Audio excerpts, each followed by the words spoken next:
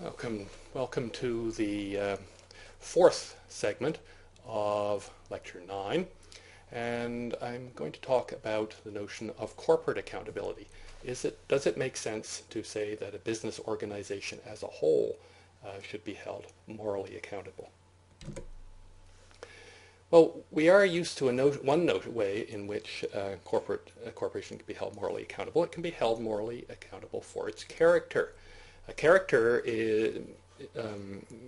character is the idea that a corporation has certain dispositions to behave, and these dispositions can be judged as virtuous or vicious, and they're also implemented in certain ways. You have to implement ethical codes, set up a climate, get your leaders to demonstrate good ethics, and so on, to get the character of the corporation to be a certain way. And this notion of accountability does seem to work, and it works because these dispositions are not mental states. But corporations don't have mental states, and if your notion of moral accountability has the idea that basically that you need an actus reus and a mens rea, that you need causation plus a guilty mind that leads to the decision, then that's about as far as you can go with corporate moral accountability. But it's at least possible to conceive of going a bit further. The view that corporations, because they basically don't have minds and therefore don't know right from wrong, etc., that they're can't be held morally accountable. I'm going to label reductionism, because what it's doing is it's saying that you can't really hold a corporation morally accountable. All you can do is hold the individuals within the individual persons, the individual moral agents within the corporation accountable. Okay, and that goes along with this idea that moral accountability always involves a guilty mind. Another view, though, is I'm going to label holism, and that's the theory that the corporation as a whole, or the organization of a whole, is capable of some form of moral agency. It's going to be metaphorical, but metaphorical in a way that it makes sense to hold the corporation morally responsible. And holism can go in two ways. One sort of holism would say that only the corporation is responsible for deeds of the corporation.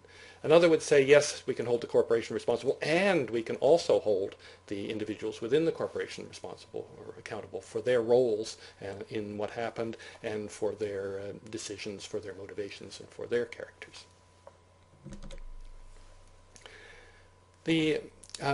Another important notion is the idea that if the corporation is morally accountable, if the corporation as a whole is morally accountable, does that stop your ascription of moral accountability? You can think of this like the analogy from tort law. Once the corporation has been ordered to pay damages, the tort case stops. The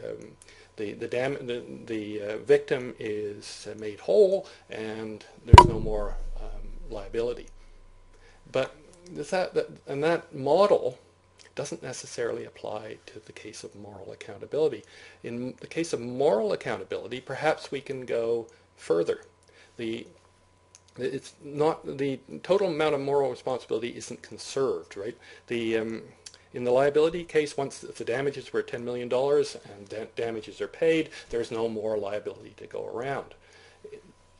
Liability is conserved. 10 million is all there ever was.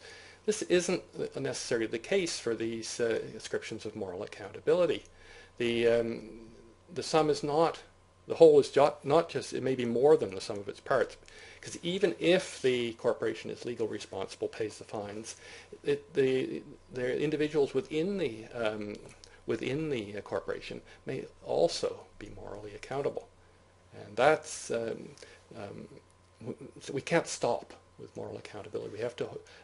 This is the idea that we don't just stop by holding the organization as a whole accountable. We can proceed further and look at the roles of the individual members of the corporation.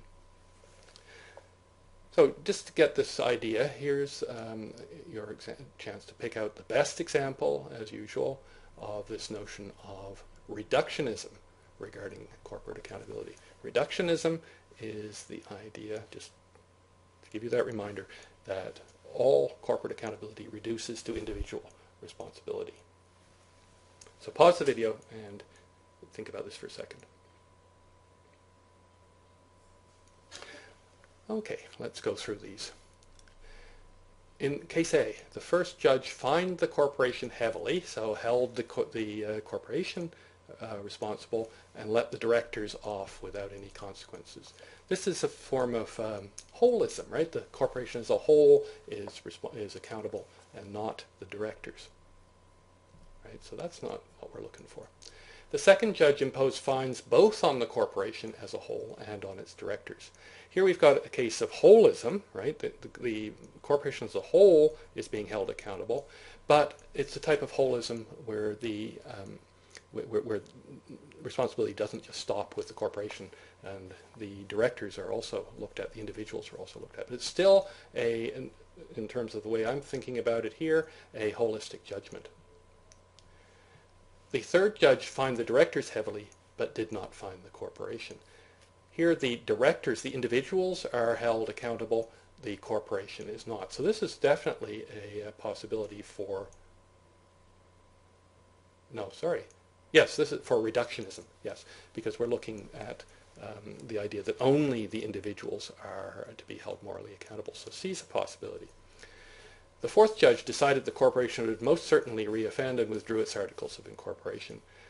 The best explanation of what's going on here is that the fourth judge made a judgment about the corporate character.